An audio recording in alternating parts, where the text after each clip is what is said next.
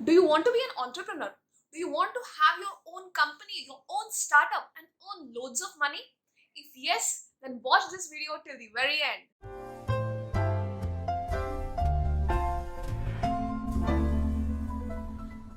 Hello, friends, how are you doing? I hope you're having a great week. A lot of us dream to have a very good, comfortable life, earn loads of money, spend loads of money, and some of us even want a lot of people to remember us after we are gone, after we are dead.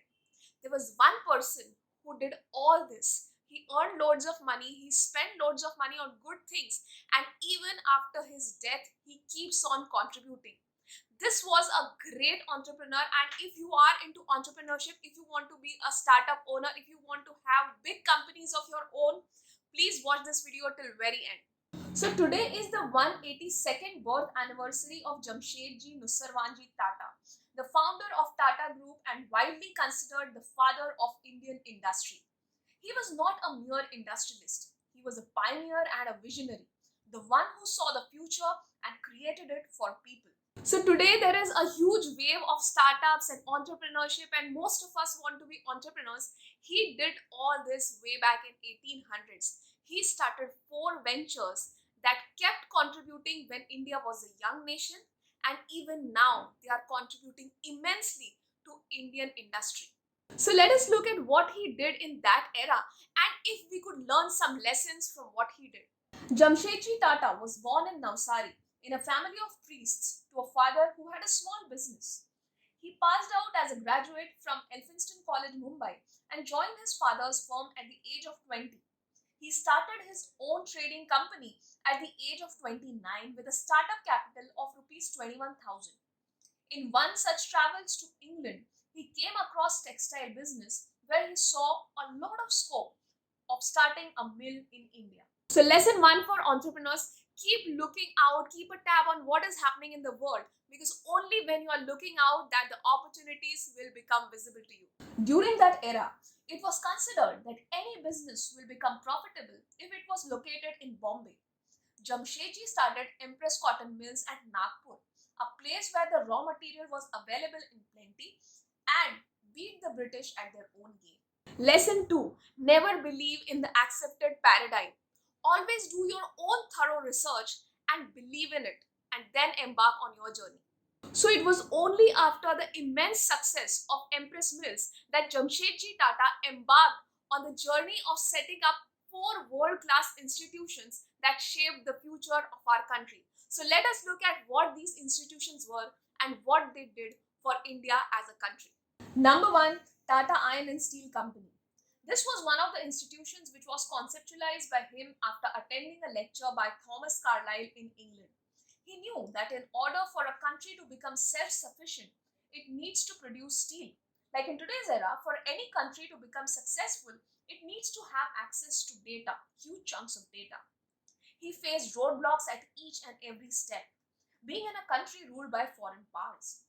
During these times, he met Swami Vivekananda on a sea voyage, and both of them had a long discussion on technology and its importance for our country. Jamshedji was moved by Swami's patriotism and thoughts. He kept working on the project with renewed enthusiasm. So lesson number 3, never be afraid to dream big. Never be afraid to start at unknown places. And lastly, never get bogged down by any challenge. The steel mill started operating only after his death in 1904. The place where the steel mill started was developed in such a planned way that even today it's a model city. It was renamed to Jamshedpur in honor of Jamshedji Tata, one whose vision the city was built on. Lesson number 4, build the community along with the company which you are building. And in today's era, in 2000s, Tata Steel acquired Chorus and is one of the biggest steel producers in the world. Number 2, the Taj Mahal Hotel. Being a foreign ruled country, India did not have any luxury hotels in which Indians were allowed. According to some stories, Jamshedji was denied entry into a famous European hotel, and that was the time he decided to build one that allowed all Indians to enter. According to another story, the editor of Times of India urged Jamshedji Tata to build an iconic hotel which was a gift for his beloved city, Bombay. Jamshedji built Taj on seafront with an investment of rupees 11 billion if considered in today's scenario. The hotel was fully electrified. American fans were there, Turkish baths were there, German elevators and English butlers. Everything was luxury. And later, it went on to have India's first licensed bar and the first discotheque as well. Lesson number 5. Always try to provide the best services to your customer. In today's day, Indian Hotels Company, which owns the Taj Hotels, has properties across the world, and the flagship hotel is still considered one of the best in India. It has withstood the test of time and even terrorist attacks. This is the only project that Jamshedji saw to its completion before his death. Number 3. Indian Institute of Science. Jamshedji, being a visionary and a pioneer himself, knew the importance of science and technology in the progress of any country. He wanted to build a world-class university which provided world-class education and research facilities. After overcoming many hurdles and contributing half of his wealth to this cause, and with help from ruling dynasty of Mysore, Indian Institute of Science came into existence in 1909, 5 years after Jamshedji's death. And since then, it has contributed immensely to the technological prowess of our country. Several eminent scientists such as Homi Bhabha, C.V. Raman, Vikram Sarabhai, Satish Dhawan, and C.N.R. Rao have been associated with this institution. Lesson number 6. Always invest in good ideas and good institutions. Number 4. Tata Hydroelectric Power Supply. Jamshedji wanted to provide clean, pollution-free power to Bombay, which was choking due to pollution. He saw an opportunity of deriving power out of water when he was enjoying a picnic on the shores of Rohu River. The work started on his grand plan and completed after his death. Today, Tata Power is one of the biggest energy providers in India. Lesson number 7. Always try to contribute to the betterment of the environment. Nowadays, we see Bill Gates starting Bill and Melinda Gates Foundation, Mark Zuckerberg going with Chan Zuckerberg Initiative, Ford Foundation, Rockefeller Foundation, etc. etc. Jamshedji Tata was a true pioneer, way ahead of his times.